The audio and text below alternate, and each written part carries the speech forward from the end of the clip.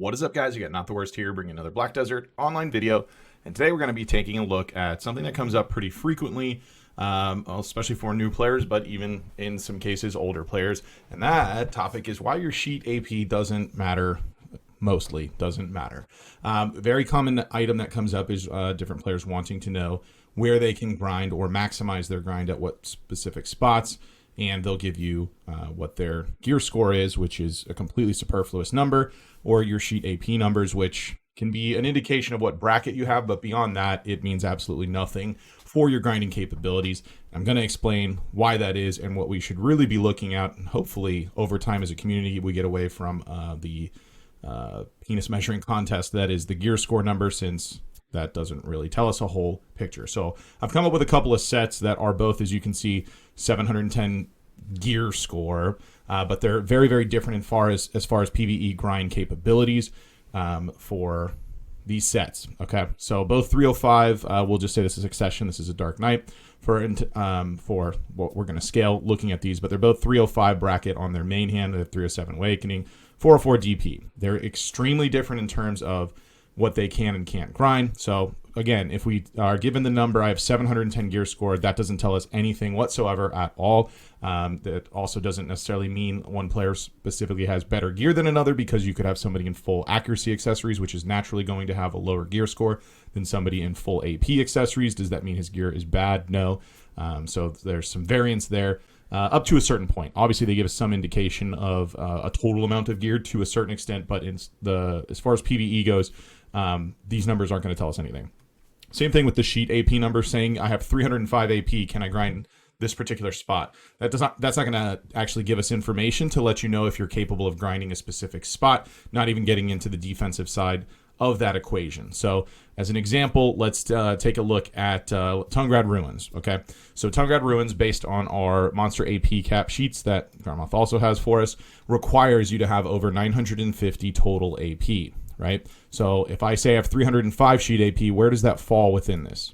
We have no clue. There's a lot of other factors that actually play into this. So if you're at 1 to 950 total AP, Tungrad Ruins is going to be completely ungrindable for you. You will do virtually no damage and probably just die because you're killing things so slowly and can't even make use of the mechanics if you're not able to get above that amount of AP. If we take a look at this first example that we have at 305 sheet AP, what we're going to do is determine what our total AP is. So for that, we need our crystal set set up. So we just put a generic PvE crystal set on there. Consumables, since we're talking pretty high, and we're going to be running a Perfume of Courage on top of our other standard buffs as well. We've got a horse buff, house buff, and church buff alongside those.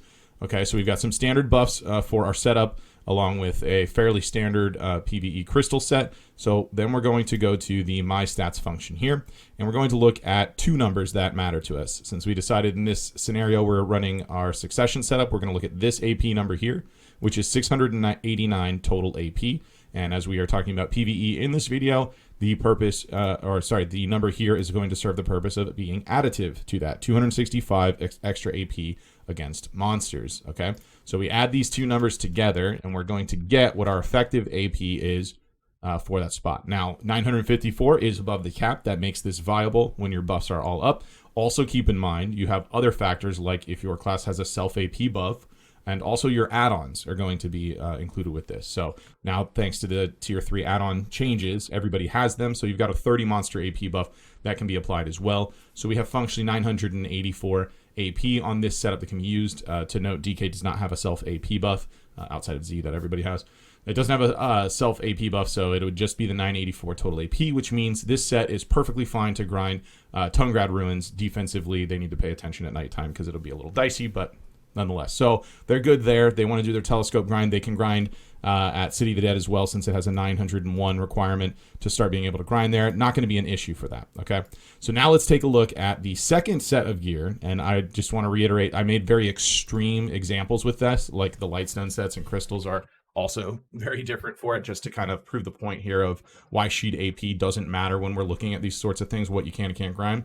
So you're going to notice the set's virtually identical. We have a weaker Lightstone set that we're running on this with using accuracy instead of monster AP stones. And then we have a C20 Zarka, Dandy, and Kudum, which these collectively, as you'll see, are going to leave a ton of monster damage on the table. We're running wonky crystal set, more like PvP related more than anything, and then the same set of buffs here.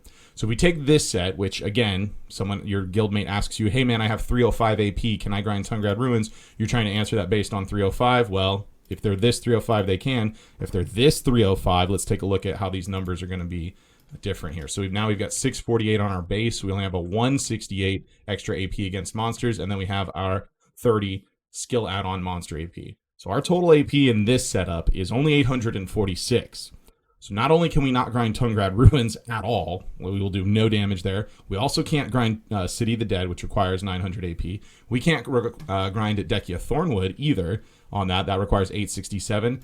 And although we could grind at Orcs, we're not even hitting the cap for Orcs, which is also 867. So we would grind there, but we'd just straight up pull a lot less trash loot than anyone else, especially somebody else running 900 plus, because they're able to hit the cap and then can start to make use of demi-human damage over the cap. We also can't really grind higher numbers at Giants because we're not even hitting the cap to even consider starting to move over into human damage crystals as well.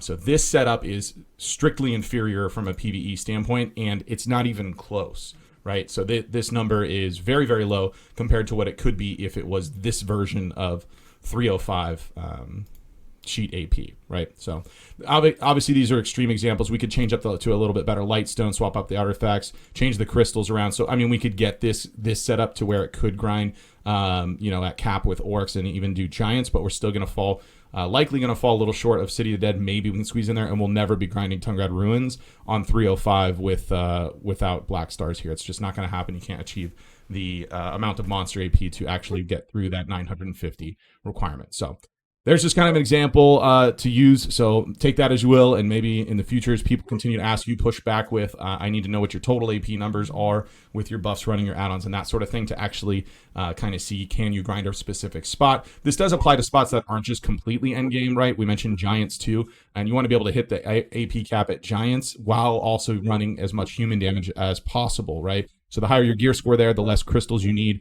to actually put in for AP, and you can swap that for human damage, and that's going to be a huge, huge benefit for you.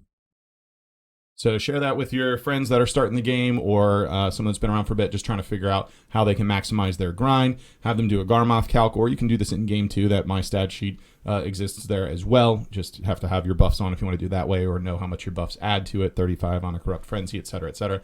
But share that around so that people can start looking at how to optimize what their gear set is, what lightstones they should be using, and it also tells you when you can switch, right? How do you know if you can run, the Blight, Iridescent Wild set at Giants? Well, the answer is if you can run it and still hit the AP cap while running that set, then that's when you want to switch. So that's going to be it for this video. Be sure to like it if you did enjoy it. If you're new to the channel, be sure to subscribe so you get notifications when new videos go live. And if you'd like to catch me playing live, there's a link to my Twitch page in the description down below. Jump on over there, drop a follow so you get notifications for that as well. With that said, that's going to be it for this one. I want to thank everybody for watching, and I will see you next time.